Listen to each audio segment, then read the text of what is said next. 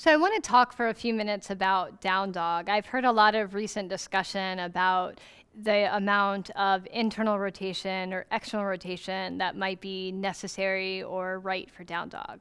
So I want to take that discussion and broaden out a little bit into what is the whole function of down dog? Like, why are we doing down dog in the first place?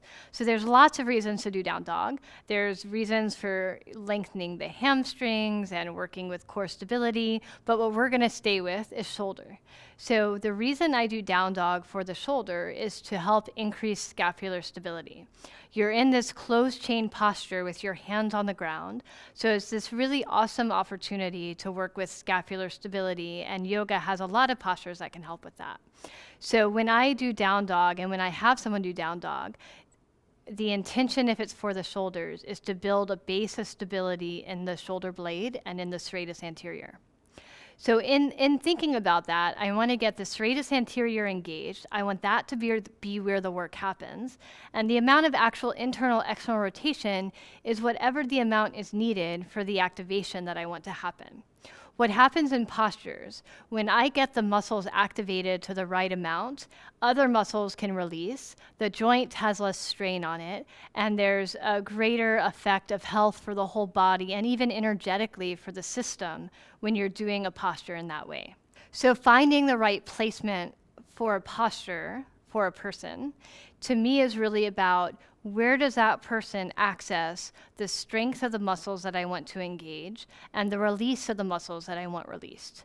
So in down dog, I want the serratus anterior muscle engaged, I want the lower traps lightly engaged, and I want the upper traps to relax. I want them to get out of this habit of using the upper traps for everything in their life and into this habit of what it's like to build a base of stability from the scapula, from the serratus anterior.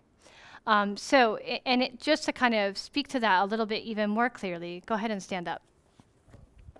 If we look at the arm and where the arm is strongest, if she has her arm up here, so hold your arm here, and I'm going to try to press it down, but don't let me, okay? So with her arm here, I can easily do that. It's not very hard.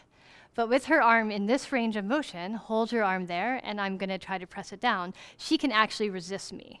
So with your arm here, it's really hard for her to resist. But with her arm here, it's pretty easy for her to find that place to resist me. So in down dog, I want the shoulder somewhere around here. Go ahead and come to your hands and knees. I often, in order to get the scapular stability I want in down dog, I often have people with their arms a little wider. So like it doesn't have to be that wide, but just a little wider in order to get that. If we think about when my arms are overhead, when my arms are here, I can't really engage my serratus. When my arms are here, I can get that scapular protraction, which I need for my serratus. So I'm going to have her, as she lifts up, think about not using her upper traps and to slowly lift. Go ahead and slowly lift. I've heard it called turbo dog, where like you draw your elbows towards each other isometrically, like you're squeezing a big beach ball. You don't want to squeeze the air out of the beach ball because that compresses your shoulder. You just want to engage enough to feel these muscles right here, the serratus work. I want her to feel like downward facing dog is strengthening these muscles here and helping her to relax through here. If the elbows don't straighten, that's fine. I do want the hand to be pretty firm on the ground so that she's not creating strain in the outside of her wrist. The elbows can be slightly bent. When I give this kind of cue, and I'll show you from another angle too, but when I do this cue, I'm not actually cueing for external rotation. I'm more cueing for scapular broadening, for serratus strengthening. Because whenever your arms are overhead, the shoulder blades should be separating for that kind of strengthening. So I'm mostly cueing not as much for external rotation, but more for broadening of the shoulder blades and serratus engagement. Thank you. So we'll do it facing this way too. So come back to your hands and knees. And I've seen some people who they can really access this serratus strength and stability better even when their hands are a little externally rotated. It's not their hands that are rotating out, it's their shoulders, but that they're facing out. And that's fine. If someone has a lot of tightness, sometimes that's more open for them. So again, to me, it's less important where exactly the hands have to be and more important, what muscles are going to be strengthened and activated in this posture to create better health for the shoulder joint. So the hands can be a little wider. And then as she lifts up, I'm going to ask her to keep the work out of her upper traps.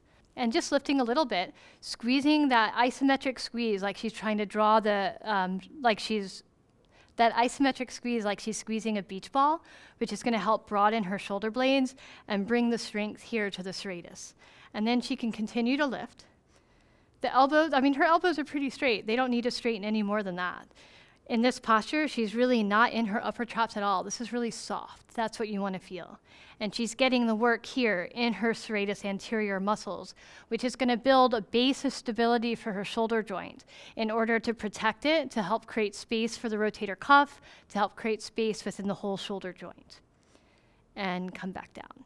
If someone does this posture with their upper traps, we'll show you what that looks like. So in this, she's just perpetuating this kind of dysfunction people have in the shoulders, where they're using their upper traps to lift up. So they're going to create even more tightness in their upper traps. Go ahead and come down. So if you have someone coming to you with shoulder pain, and part of their shoulder pain is every time they lift their arms up, their upper traps are engaging. They walk through life with their upper traps really tight, and they do down dog like that, you're just perpetuating that same pattern.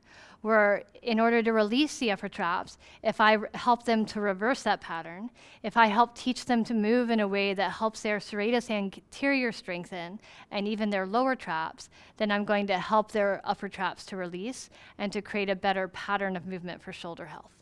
Another point about this idea of rotation, one of the difficulties with people that have a lot of range of motion is that they can make their body do all sorts of things. So you can ask them to do something and they can do it, whereas people who are tighter can't.